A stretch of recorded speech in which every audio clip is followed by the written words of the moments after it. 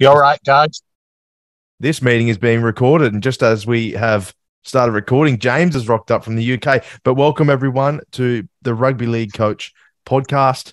As you all know, we've spoken last week. We had Prop Week, Prop Idol, as we called it. We discussed all the modern props from yesteryear, what we found, to be the best attributes of a front rower.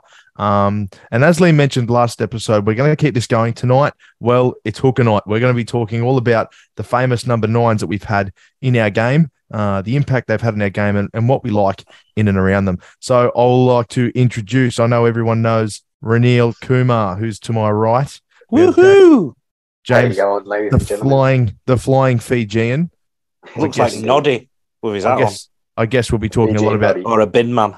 Appy Coruscant. Appy Coruscant is going to come up about 100 times from Raneel Kumar tonight.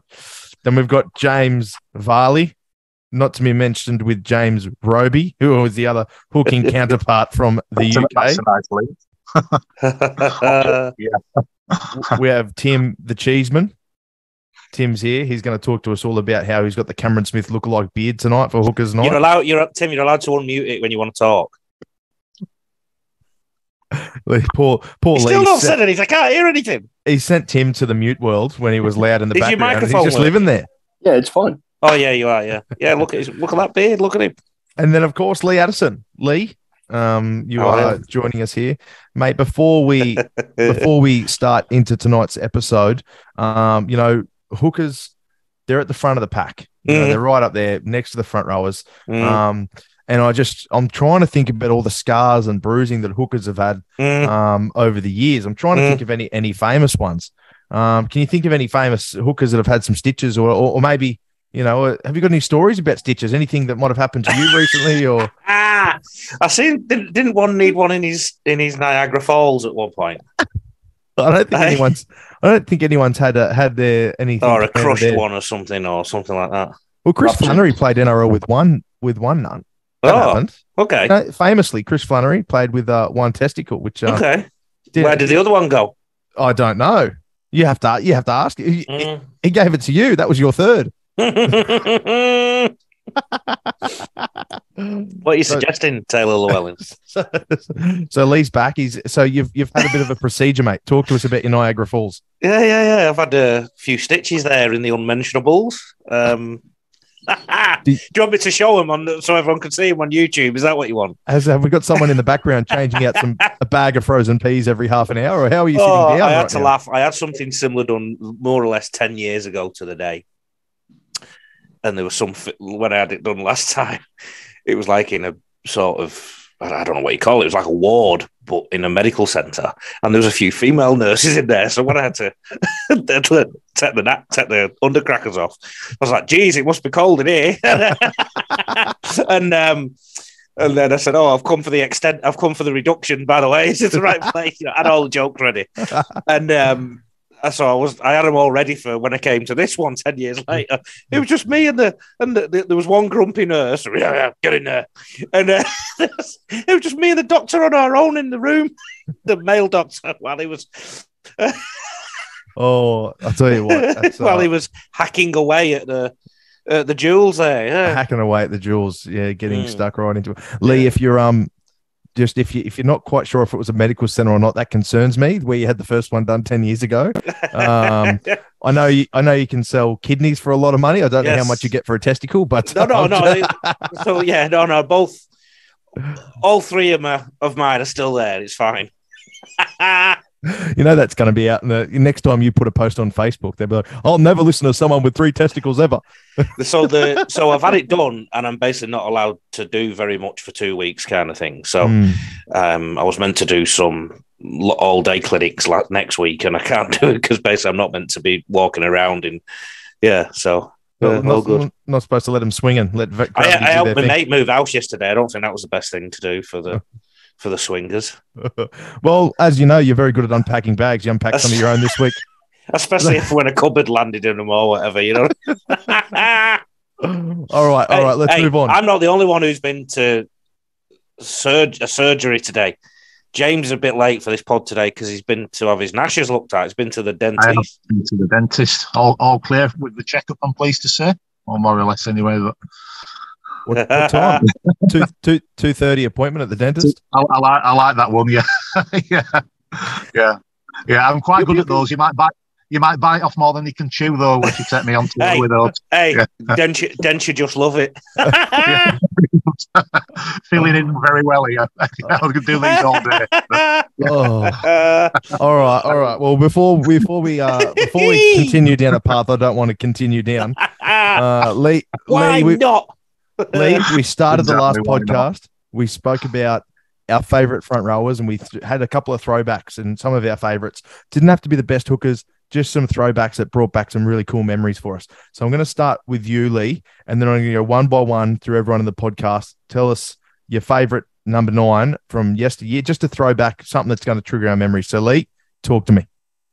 What do you want me to talk to? Just like the favourite hooker, or just like we did last week. Throw out a name. Let's just get the ball rolling. Get a couple of names out there to stoke the past. This is going to upset a lot of people. What I'm about to say. I actually think England has been the best nation for hookers in the last 20 or 30 years. I really do. That's not saying that you haven't in Australia produced the best couple of hookers in Badeiras and Smith, but sort of crucial time in my growing up, and he was the same age as me, Terry Newton, God rest his soul, and he had a bit of a clash with Kieran Cunningham, the St Helens hooker. At the same time, it was always one or the other for Great Britain, or to be the best hooker in the team of the year and whatnot. And basically, what you had with Terry Newton was a player who was quite tall.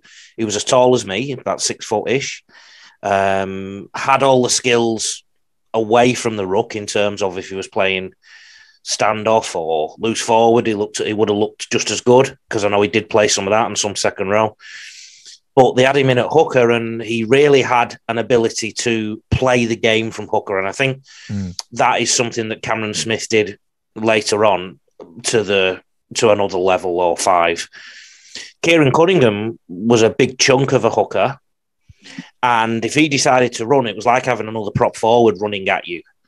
That's not to say he didn't have pace, he didn't have a step, and he did.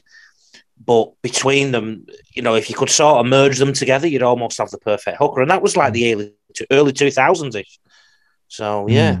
So that when you talk about hookers, I go straight back to that period. That was a formative period for me, sort of looking at the game from a coaching perspective, if you like. And those were the 2 hookers who were prominent in those days in the old dart. Yeah, well, there is I guess James Roby is obviously the most well-known hooker that's in England at the moment. He's had a really great career. Josh Hodgson also as well at Parramatta a couple of years ago. He was, rated right up there next to Cam Smith, the way he was playing football for the Canberra Raiders, and now obviously onto the Parramatta Eels. Yeah. So you're right in saying that England do have a knack for producing a very, very high standard of a number 9. Yeah, that's just a fact. And in a position that not necessarily an abundant of classy players running around in the NRL at the moment, it's probably, as I sat back and looked at it, I felt like possibly a bit light on in the stocks now currently in the NRL of that really high tier hooker that we've seen over the past couple of years. I think that there's been a bit of a recruitment shift in the recruiters think of somebody as a hooker or a half. So ultimately try and sign them as a half. Corey Pake's a perfect example. He was signed as a half, but now he's playing in hooker. I think there's a lot of converted halves in hooker now rather than craftsmen necessarily.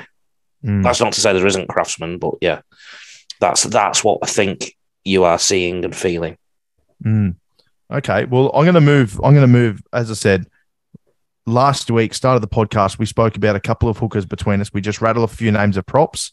We did that prop idol sort of thing. I want to go back to that. I want to ask all these lads here, who is a hooker that they think of when they think about Classic Nines? I'm going to jump in this. We're going to do 2 rounds, and then we're going to move on to more pressing issues with hookers. So, Raneel, when you think of number 9s in our game, who do you think of? Well, obviously, I'm not as knowledgeable as you lot when it comes to positions, but I try always support the young and up and coming. So I've always been a fan of Brendan Smith. But I wanted to ask, like, I see Brandon Smith, and how far off is he in terms of decision making and his maturity in that position compared to, say, a Cameron Smith? Oh, chalk and cheese. Yeah. No pun intended. Because his nickname's a cheese.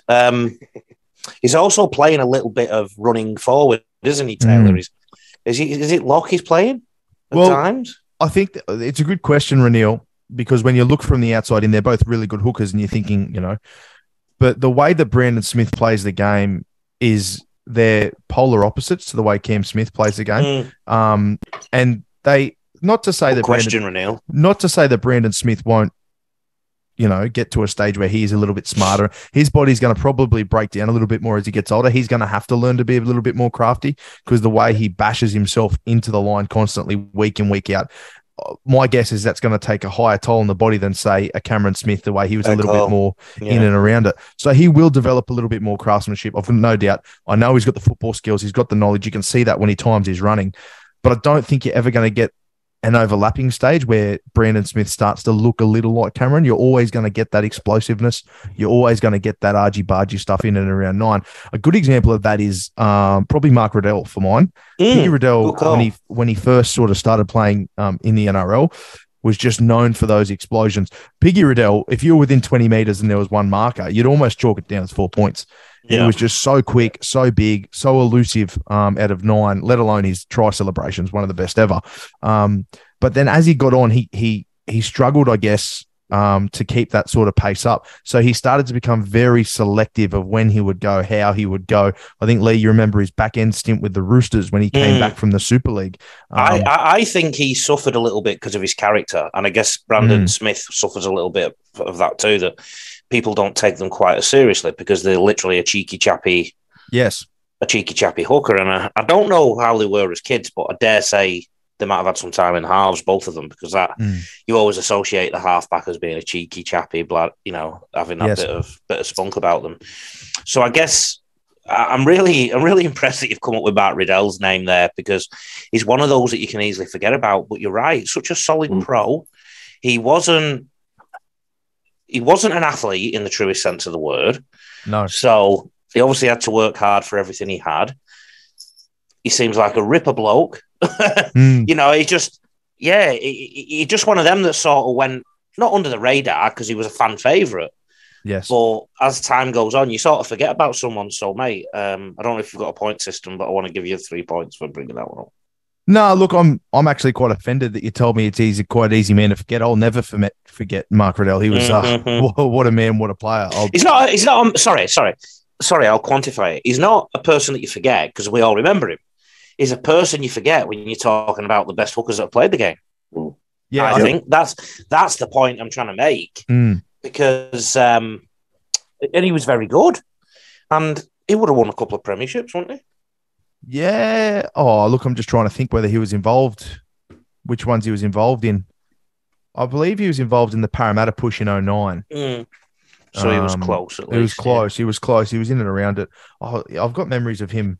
But anyway, yeah, Mark Riddell, he was an outstanding hooker. Cheese, Tim, talk to me. I'm telling you, mate, elite number nines in the world. Who springs to your mind?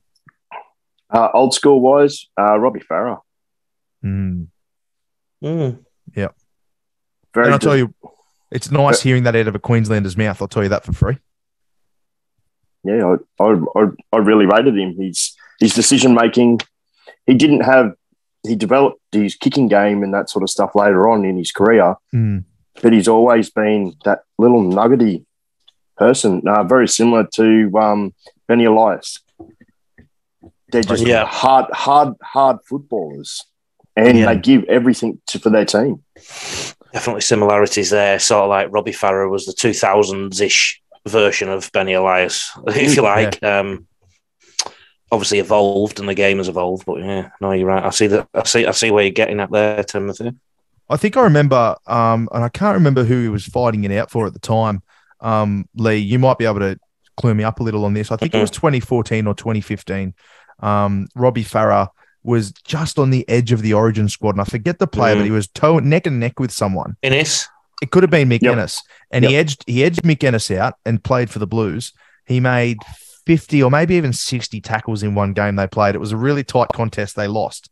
And the next year he captained the Blues. I think Paul Gallen was out injured. And that just shows you how much respect he sort of gained within that squad, within that whole organisation through only a couple of games. And he's never played for his country. Yet he won Dally M hooker twice. Yeah. Once in 2009 and once in 2015. So sort of like two ends of his career, if you like. Yeah. You know, it's quite a good achievement, that. You know, when we're talking about the differences between Australia and Britain, and, you know, we've done that in previous podcasts. I don't want to go down that avenue again. I've sort of got over my depression. But one of the reasons is you get players of that quality, Mark Riddell, Nick Innes, who didn't play for the Kangaroos. Yes. Yeah. Riddell didn't even play Origin. No, he didn't. But he wouldn't have looked out of place, I'll tell you that. No. Varley, no. Mr. James, or Andrew James Varley. Talk to me. Give us another classic English hooker's name. Chew on this, James. Right, yeah.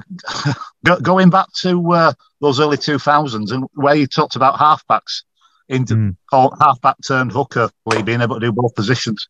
When Leeds signed James Lawes in the early 90s. James Lawes.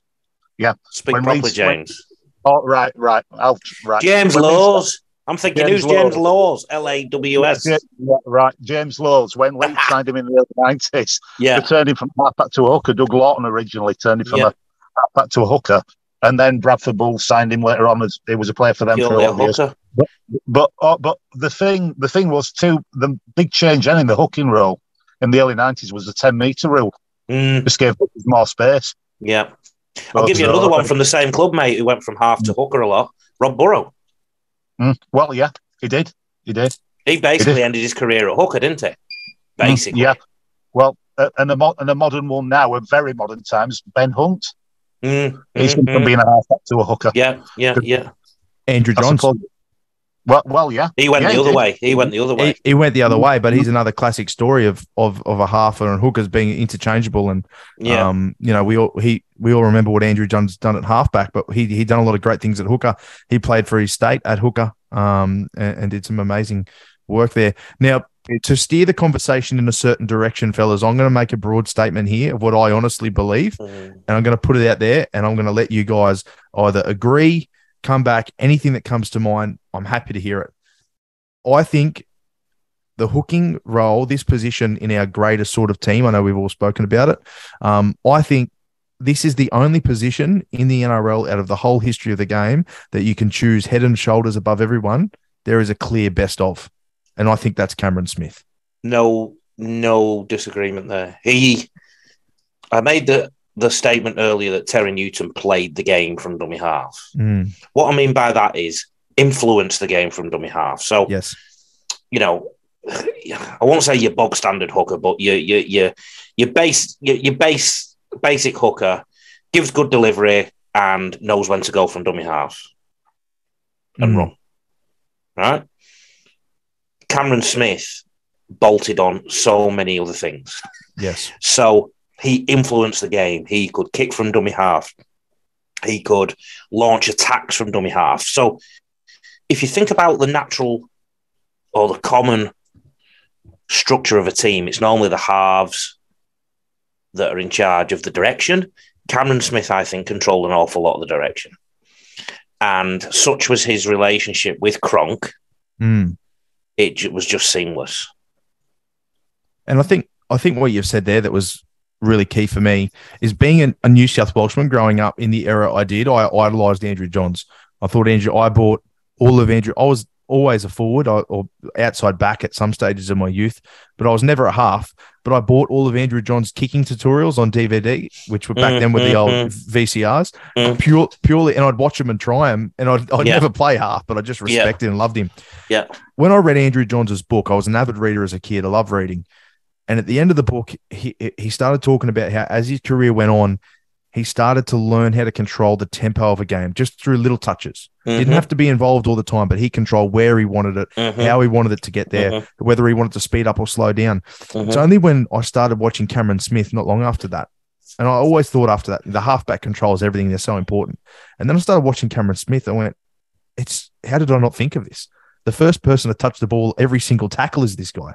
Yeah. How could he not be more important, or if not as equally important as the half, to do all those things? And he did. He was literally the conductor in all of his sides. He had great combinations with everyone because he just nailed the game plan to a T every single time. If he wanted to play up tempo, he was jumping.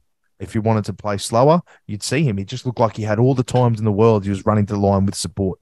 Not to mention his tenacity in terms of if there was a penalty to be got from a marker not being quite right, I'd get at them.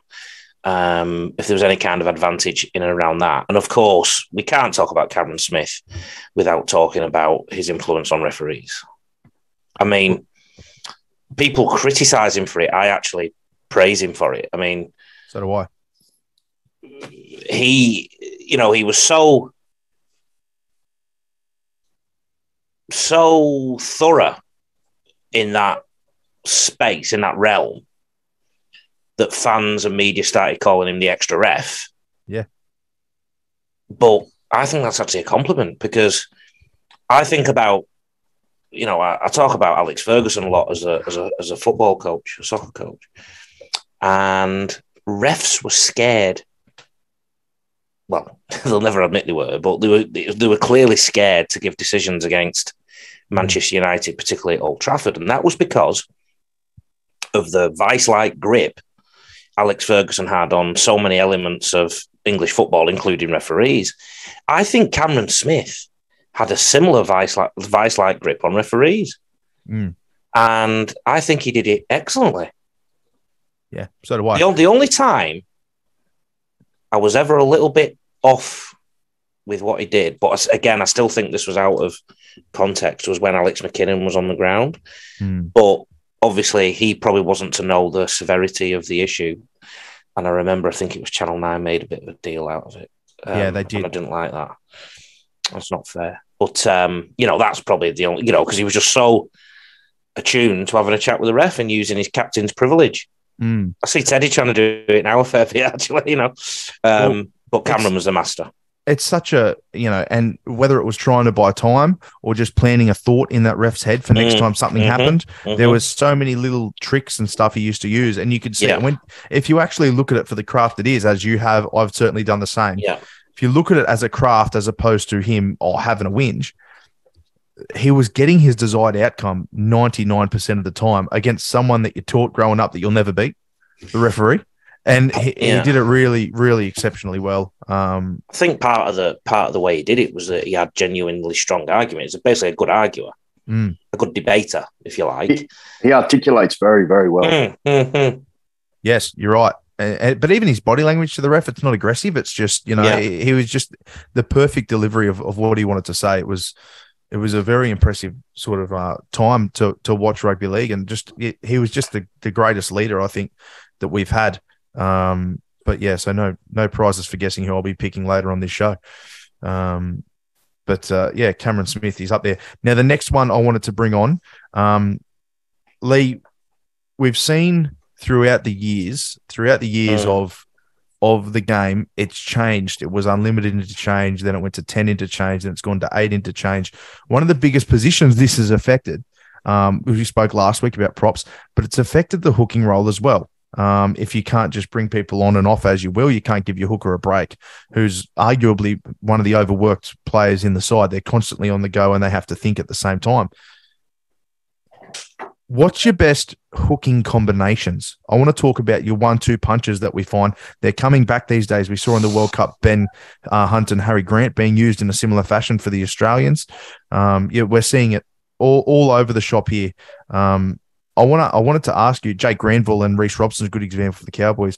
1-2 punches. When I say 1-2 punch from the hooking role, is there a combination that comes to your mind or something that you look out for as a coach when you're picking a team with these 1-2 combinations? I'll talk from a coaching perspective that if you're going to do a 1-2 punch like that, I guess I like to have, if I've got a couple of options up my sleeve, or basically a hooker who, I'd start the game with a hooker who's almost like a third prop.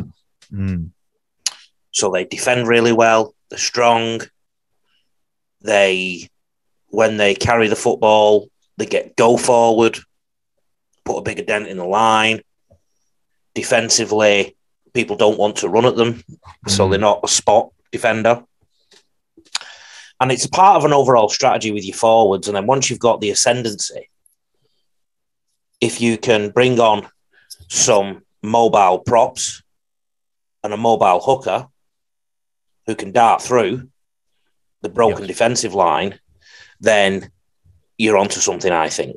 So I hope that answers your question. So basically, if you do have to have a 1-2 punch, then I would look for a heavier body, or I'd want a heavier body if I was trying to plan it.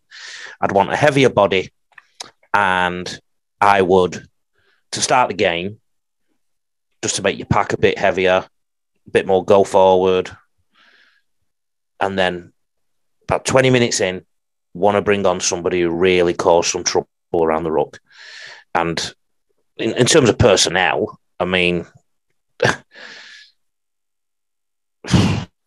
if it was now, it'd be somebody like the Cheese to start because he's a bit heavier, and then somebody like Happy Coruscant coming off the bench to cause some havoc, something like that.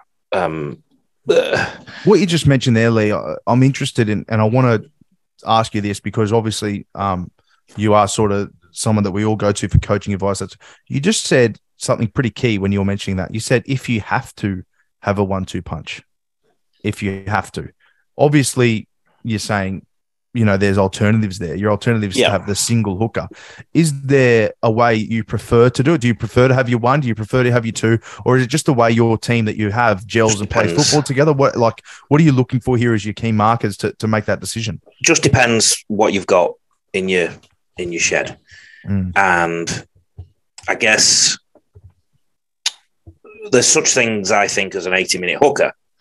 Somebody whose pass is consistent, they're very fit, they tackle well, they're very capable of doing 50, 60 tackles.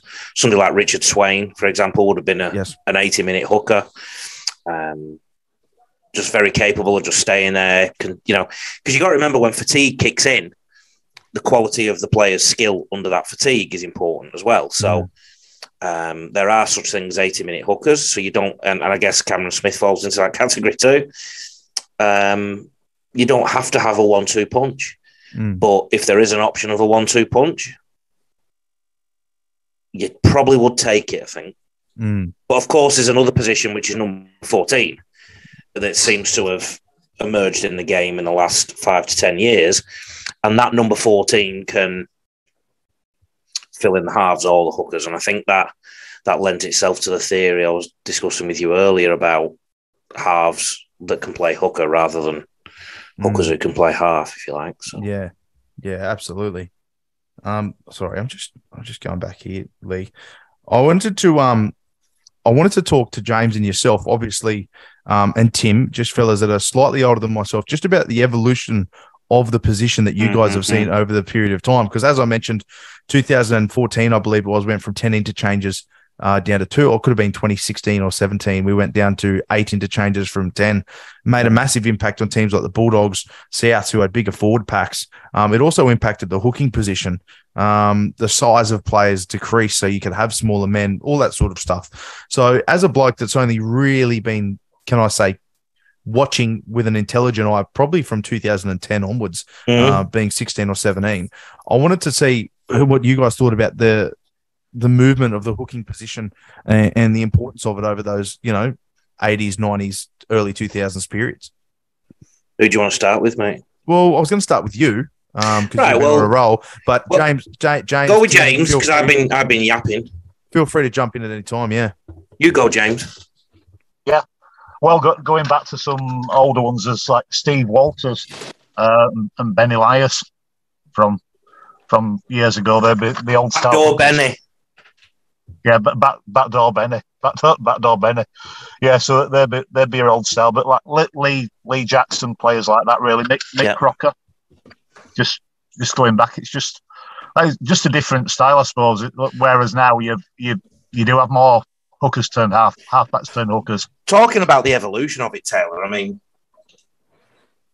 there's a lot of evolution happened in the hooking role, probably more than any other position, because it was called hooker. How much hooking do hookers do now for the ball? None. So when I started playing rugby league, the hooker in our pack was taught how to rake the ball when the ball went in the scrum. Right? So when the scrum was a big thing in rugby league, the hooker was a very big thing. And the hooker had a certain body type so that they could get in and get the ball and hook it back, because the scrum was meant to be a fair contest, or reasonably neutral. Fair, neutral. As it sort of slowly evolved and got looser, and nobody can explain why, I don't think, it just has, the need for the hooker to hook has become less of a thing. So just charting sort of British hookers, Mike Stevenson was a great hooker in the 70s. I think, is it Dave Bolton, James? Dave Bolton, yeah. Bit earlier, maybe. Tony Fisher. And they were a very different player to what James Roby is now. And I guess if you look at was it Kelly? Is Kelly one of the hookers in Australia? Trying to think. Go in. Was it Kelly? I did get some stuff up. Let me. Ken Kearney was mentioned as one. He was in the. Noel Kelly was the man I was thinking of. Noel Kelly. They would have been hookers in the genuine sense of the word, because you've got to think about the names of the players. You have two props that prop up a hooker. Yeah. So the evolution. So what's happened since then, Taylor, is I think we had a phase where your hooker was just a nuggety, sweet passer of the ball from the deck, who got the ball to the half when the half wanted it, to then the unlimited interchange rule coming in, and hookers who could run on the back of forwards who were very fresh and marching downfield. And that brought in some two-hooker action. And then I think the latest evolution has been more of the hooker who tries to play a bit more. And one of my big frustrations is that a lot of them in the NRL roll out, and kids and coaches just try and copy that. But they don't understand that there's a when and where that you have to roll out. They don't understand that the rolling out process impacts the halves. So if you just decide to roll out because you feel like doing it, then you've seen it on telly, it can mess your whole attacking equilibrium up.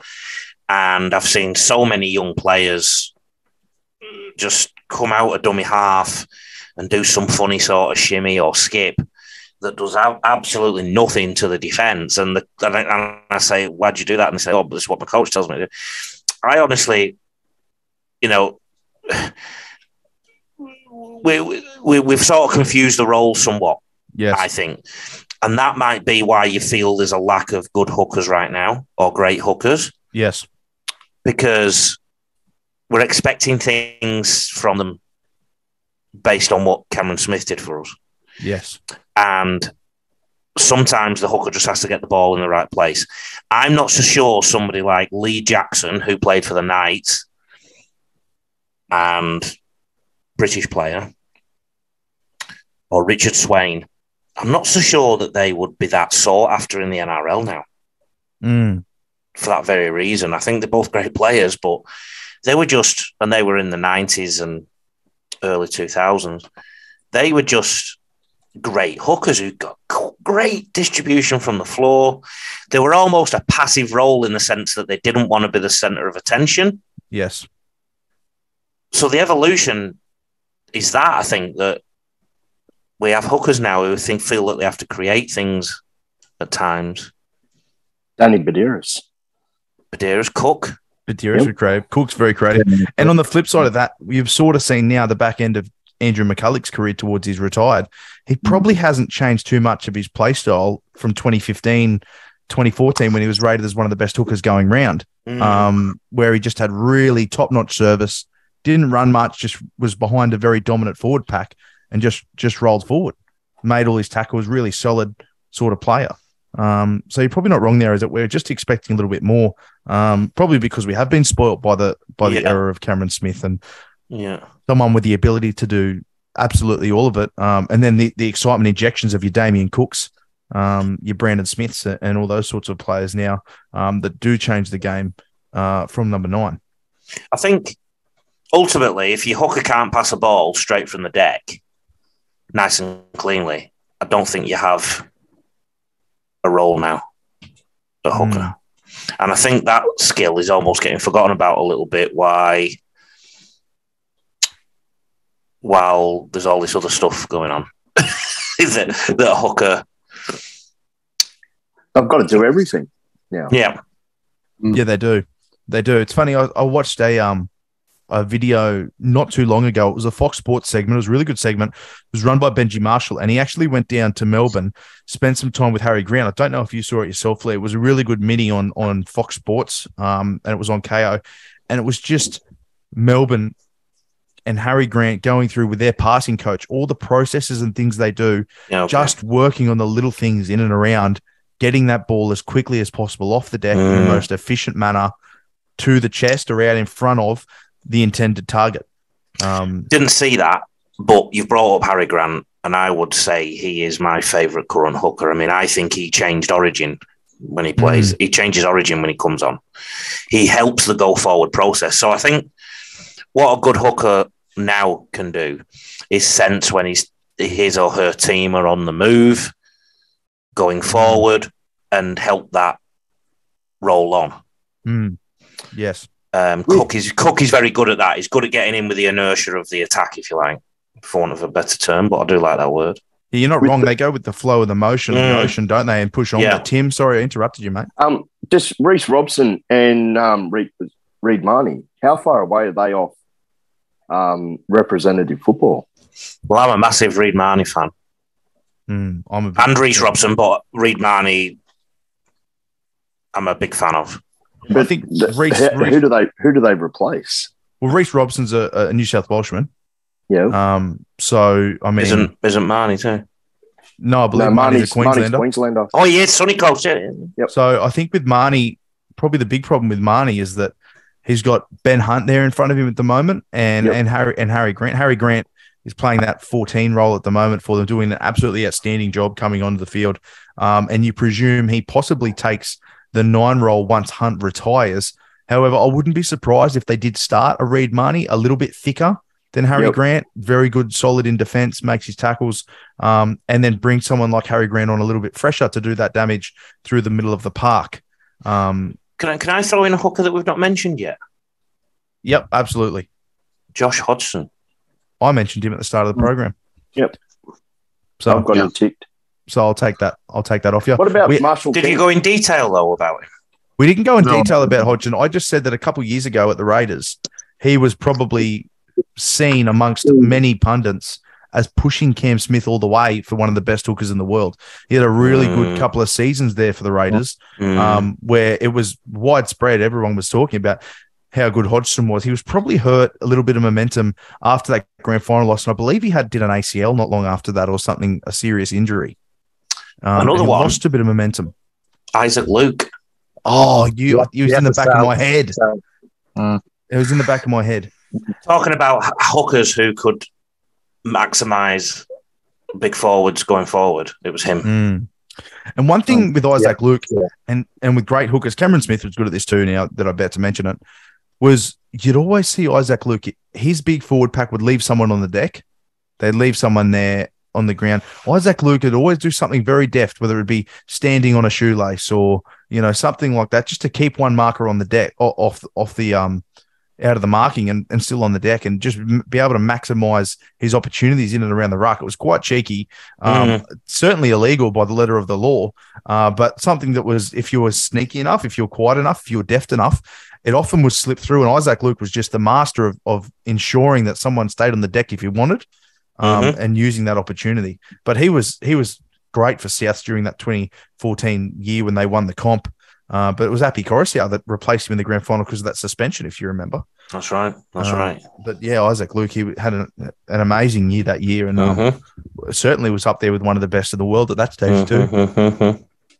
Good yawning. Oh, mate, sorry. It works over Zoom too. You yawn, it made me yawn. Yeah, I know. What are your guys' thoughts on Marshall King as a hooker?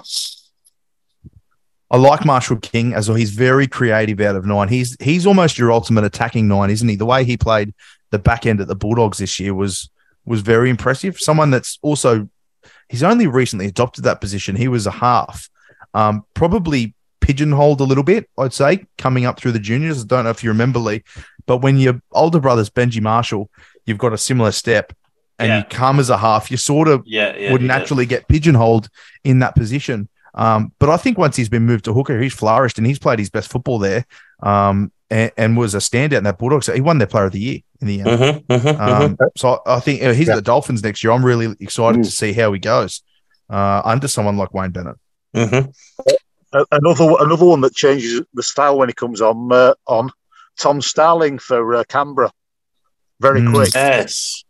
Tiny. Causes a lot of problems. Tiny, yeah. That's like we said, the new style of hooker, whereas in the old days it was hooking in a scrum, but now it's just evolved into that. But I suppose now a scrum now is just an attacking set piece opportunity more than even a clash possession. It takes 6 defenders out and it's 7 defenders out. It's an attacking opportunity, really. Yeah. So that's why it's evolved. Yeah. But yeah, I've noticed Tom Starling when I've watched Canberra, he causes a lot of damage. Yes. Jaden Brayley, absolutely, and his brother as well, Blake. Yep. A couple of great hookers. Someone that impressed me a lot throughout the World Cup. I thought played some good football, and I think they're going to go very well next year. Working in tandem with Mitch Kenny is Sonny Luke. I thought he had a really good World Cup for Tonga. He played for Penrith in their New South Wales Cup dominant win over their Queensland Cup counterparts this year in that national final, and I think he scored 2 tries, and he played a great game then, and he played well for Tonga throughout the World Cup. I think him working in tandem with Mitch Kenny could really work for him next year at the base of the mountains. Very another interesting one. I think that Edwin Ipape has signed for Leeds, who was a PNG hooker. He signed for Leeds, did he? I believe he's signed for Leeds. I'd have to actually look that up, but I think he has. He was playing for Lee. So yeah, he caused a lot of storm at the World Cup, didn't he? So that he had a great World Cup campaign. Just goes to show if you're playing for one of those minnow nations, you may not be the most well-known player, but one good season or one good couple of games on a platform like that, and you can really change the trajectory of your career. Yeah, I'll look it up. I'm sure he's signed for Leeds. I'm sure I've heard that he has, because they let Brad Dwyer go to Hull FC. So I think he's signed for Leeds. I think it is. Yeah, there was it was on their Facebook page. I think yesterday or the day before. Lee, you put an interesting question on your Facebook page today about the Broncos with Walters, Pates, and Moser. Have you seen much of Blake Moser? Yeah, I think I have. I'll tell you what, I have massive raps on that number. Well, I think I'm not convinced because they're stockpiling so many hookers at the minute. Because haven't they signed somebody from Melbourne as well? They've signed, yes, Smoothie, Tyson Smoothie. That's right. So how many do they need? So I'm worried. I'm worried about the fella. Moser. Look, I think they've certainly got their eggs in that basket. I mean, Walters can play a little bit of half and can fill in at 9 surely, but I think Moser's their future at 9. I'd be really disappointed to see the Broncos let go of him because he is a genuine 9. He's a very skillful 9. And sort of, he has that Cameron Smith look about him, body shape wise, doesn't he? But yeah, he was great this year and he had some really good form playing some Host Plus Cup game towards the end of the year for the South Logan Magpies. Fellas, as we move into the latter stages of the podcast, we started last week, James and I, we put together our best of team. We had our prop rotations that we picked last week. We're going to move forward now. And this is where it becomes a little bit interesting. I mean, everyone picks 4 front rowers on their team. Basically, they have 2 starting and 2 on the bench. With the hookers, you can choose to have your single solo hooker or you can have the 1-2 punch. It can be out of any hooker, Tim, any hooker, Raneel, if you want to join in on this challenge as well. But your best hooking combination or solo hooker for your team of choice. Lee, I'm going to start with you. Cameron Smith. Cameron Smith. James? Cameron Smith to start. Are you going to pick a bench position? Yeah, this is an interesting one because I was thinking quite a bit about this. What style do you go for a replacement hooker? But I thought about putting Ben Hunt on the bench because he just adds that bit more pace. Also, his kicking game adds an extra element to building pressure on the opposition and to getting repeat sets as the opposition's tiring. But then I was thinking, well, Danny Buderis didn't appear to be a hooker that really had a kicking game, but he made break support play, defensively sound. And then I'd like to really put him in combination with Cameron Smith, which already put it in. But Smith, of course, has got the kicking game. So Buderis and Smith or Smith and Hunt? Which one are you going with? I can't leave Smith. Buderis and Smith. Buderis and Smith. Buderis and Smith. Tim and Raneel, are either of you going to join in on this challenge? Yep. I'll go Cam Smith and Harry Grant because Cam Smith you can put into like a lock position. Yeah. And he can still control it with Harry Grant's speed. After those guys start getting a little bit tired, Cam Smith directing what's going round. Yeah. Yes. And they're both, you can basically put them anywhere on the paddock, like in the halves or at hooker. They're both strong enough to hold that number 14 spot really well. Yeah, interesting enough that you've both chosen for two hookers in your teams. I'm going to go with Lee. I'm going to stay one hooker. I'm going to go with Cameron Smith. I just think he's so solid. He's an 80-minute player. I think he's the best hooker that's ever come across our great game. And I think there's certainly got 80 minutes of football in him. We've seen that at international level and Origin state level many, many times. So I'm going to stick with the solo hooker and keep that bench option free there for the coming weeks. Very good. All right. Well, I feel like we're just coming to a bit of a conclusion here. Yeah. Unless you've got some more that you want to talk about in terms of the hooking role. There's rain coming. Happy Coruscant. Api Coruscant is going to make massive changes to the Tigers, I think. I think it's one position really that you can, if you took out, sort of a mediocre style play, not to label anyone in the NRL a mediocre, but if you put in a really quality person in that position, it can make a difference. Hooker is just definitely that. Like if you took out Jacob Little and put in Cameron Smith to the Tigers, he in himself would change that side. If you can put someone quality controlling the ball, they're going to make a massive effect on that side very quickly. And I definitely think that Coruscant is going to make a huge difference at the Tigers. He seems to switch the direction of the start. Very deceptive hooker. Look one way past the other way. He just seems very, very alert, and I think he'll cause a lot of problems. Yeah, be interesting. As long as the halves are in, know what's going on. Well, yeah, because they're going to be like, first receiver, I suppose, at times. So there's rain coming here. There's probably rain coming where you are, James. It's the English winter. It's about minus degrees here today, Taylor. It was -2 when I came out to the car this morning, -1.5. I had to get the old de-icer out this morning. I'm not worried about Lee's Niagara Falls anymore. I'm worried about yours. Yeah, they're not outside the body anymore. It's the exact opposite here, James. So it's been, like I say, 32 when I finished a training session in Ipswich this afternoon. 5 p.m. Yeah, well, I suppose 5 p.m.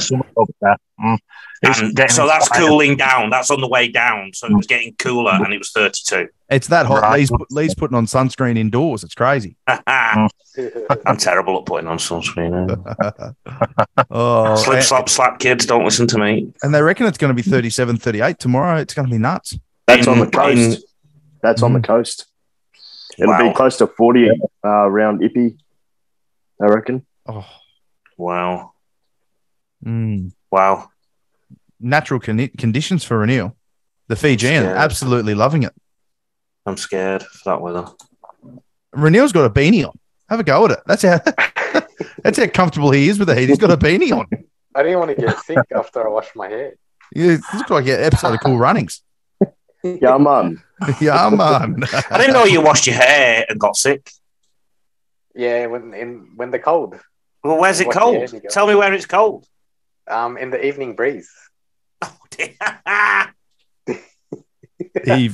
Evening breeze. In his house. The breeze at the moment is 25 degrees. Is it? Tea breeze. The tea breeze. That's right.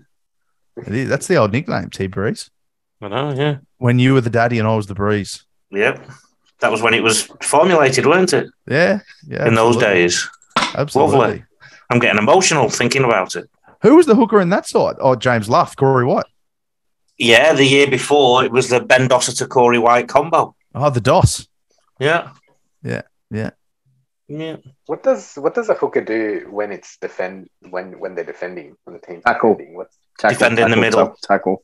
They're in the middle. And often get spotted, Raneel, so that means the defender, the attackers will target them quite a lot. That's why James Roby rattles off a load of tackles, because he gets targeted because he's such a good attacking threat.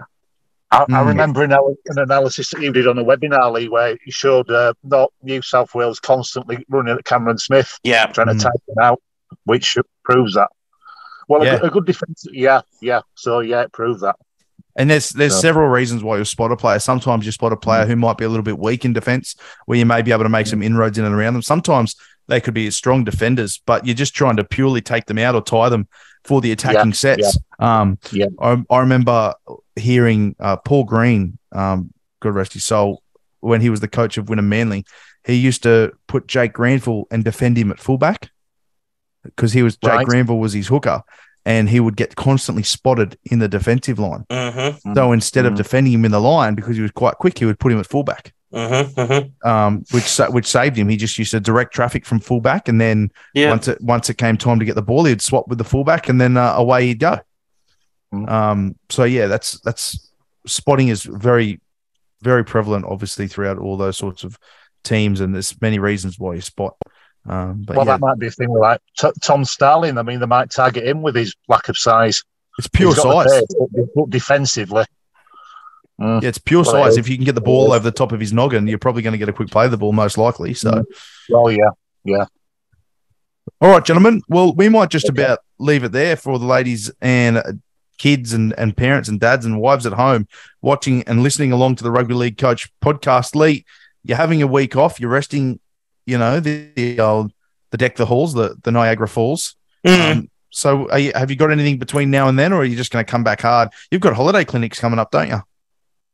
They're the ones that I've had to put back because of the Niagaras, yes. So I get the stitches out when I should be doing that kind of thing. So I've got to be, So, that was, it was meant to be a week later originally. Yeah, so it was all, But my pre-season clinic, so in January, from the middle of January, massive rollout, biggest rollout I've done, and basically announcing new venues weekly at the minute. So one of them will be in Orange, Sunshine Coast, a few in different parts of Brisbane, Ipswich we've announced, Sydney, there'll be something on the Central Coast as well. So it's all happening. Gold Coast, Bundaberg. It's all coming up, Rugby League Coach. Yup. It's all happening. Oh, very good. Very, very, very good. All right. Well, let's leave it there, Raneel. I'd just like to say that 6 to Go book is fantastic, mate. You enjoyed it? I haven't finished, which is something for me because I'm not a really big reader, but I've gone through probably the first 25 pages. Oh, good. Highly recommend it. It's awesome. So, I've given out a free book to everybody this week, but obviously it's online, so it's an ebook. People can get in touch with me on socials, send me their email address, I'll email it to them. It's my Christmas present to people. They can go on rugbyleaguecoach.com.au and log into the admin section, which is free, and they'll see it on there. Or the other thing is they can, if they are a current member, they'll see it in the player or the coach sections. So, it's a free ebook, mate, and I enjoyed doing it. Yeah, it was good. Very good. Lee Addison, the author. Now, do you have a picture book version so I can keep up and understand what's happening? You're St. Gregory's educated, mate. You'll be fine. Very good. All right. Well, it's getting late, so I better go finish my ebook so I can get some Zeds. That's it. Thank you very much, gentlemen. Take care, boys. Thanks, guys. Take care, guys. See ya.